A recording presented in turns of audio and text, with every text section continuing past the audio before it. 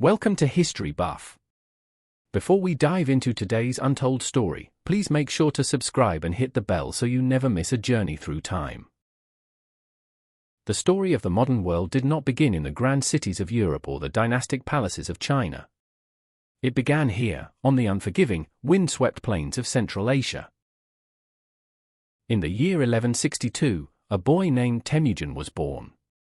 Legend says he emerged from the womb clutching a blood clot the size of a knucklebone, a sign, the shaman said, that he was destined to be a great warrior. His father, Yesugei, was a minor chieftain of the Borjigin clan. But in the tribal politics of the steppe, status was fleeting and danger was a constant companion. When Temujin was just 9 years old, his father was poisoned by a rival Tatar faction during a meal. It was an act of treachery that would shatter Temujin's world. Following his father's death, the clan abandoned Temujin's family, deeming them too weak to support. His mother, Holan, was left to raise her children alone in the wilderness. Internal conflict nearly ended his journey before it began. In a dispute over food, Temujin killed his half-brother Bekta, signaling his refusal to be bullied or dominated, even by kin. He was later captured and enslaved by the very tribe that had abandoned his family. He spent weeks in a wooden collar, a humiliating and painful confinement. But Temujin escaped. His flight from captivity was the first of many legendary feats that would begin to draw followers to his side, attracted by his sheer will to survive. Chapter 2: The Unification of the Tribes. Temujin knew he could not survive alone. He sought the protection of his father's Anda, or blood brother, Toghul Khan, the powerful leader of the Karaits. With his position stabilizing, he married Bort, his betrothed from childhood. Their union was not just romantic, but a vital political alliance.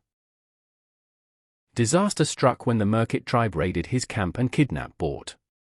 To get her back, Temujin turned to his childhood best friend, Jamuka. Temujin and Jamuka were inseparable. Together, they led a massive force to crush the Merkits and rescue Bort. But on the steppe, power is a zero-sum game. As Temujin's influence grew, his friendship with Jamuka soured into a bitter rivalry. Jamuka believed in the traditional aristocracy of birth, Temujin believed in the power of merit. He was a master of psychological warfare and tactical flexibility. He slowly absorbed defeated tribes into his own, making them part of a new, unified Mongol identity. In 1206, at a great assembly called a Kurultai, the nomadic tribes of Mongolia declared him their supreme leader. He was no longer Temujin. Chapter 3: The War Machine. Genghis Khan transformed the Mongol army into the most efficient killing machine of the medieval world. The heart of his power was the composite bow. With a draw weight of up to 160 pounds, it could outrange and outpenetrate any bow in the West. Every Mongol was a horseman from childhood. They could shoot with deadly accuracy while at a full gallop, using that feigned retreat to lure enemies into deadly ambushes.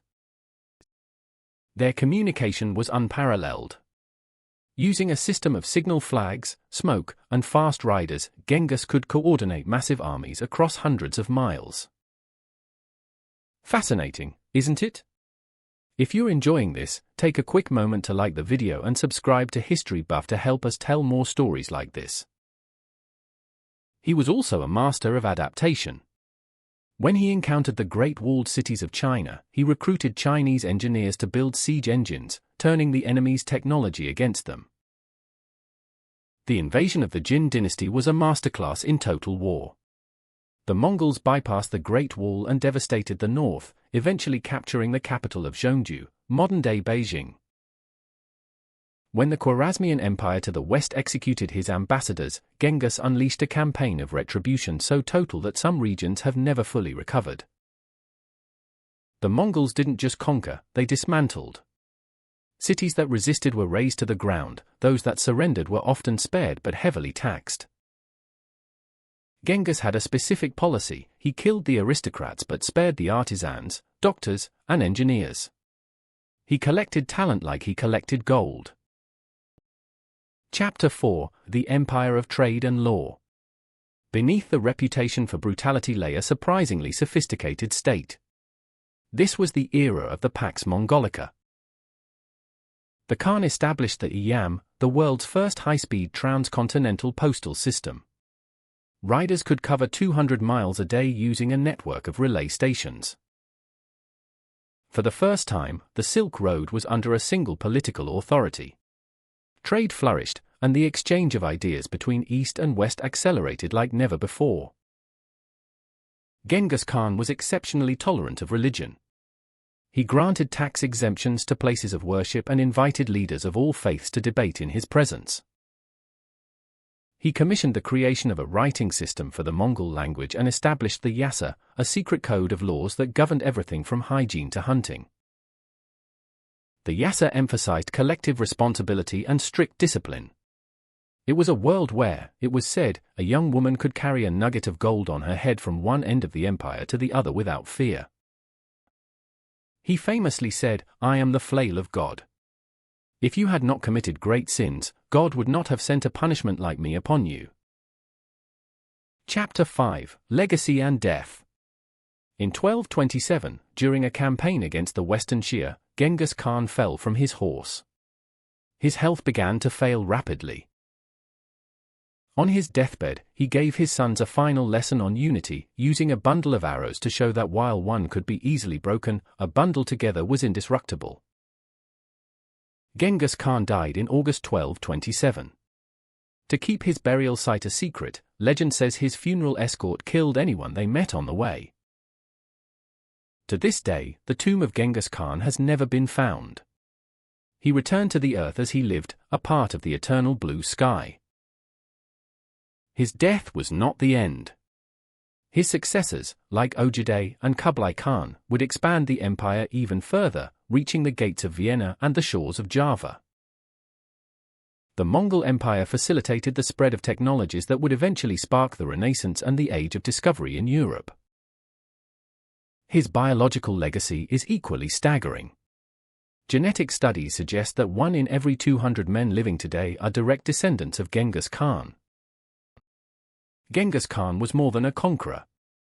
He was an architect who destroyed an old, fractured world to build a new, connected one. He remains one of history's most complex figures, a man of terrifying violence and visionary progress. This was the man who united the world by the sword, so that it might finally trade in peace. If you enjoyed this deep dive, please like this video and subscribe to History Buff for more content. See you in the next chapter of our journey.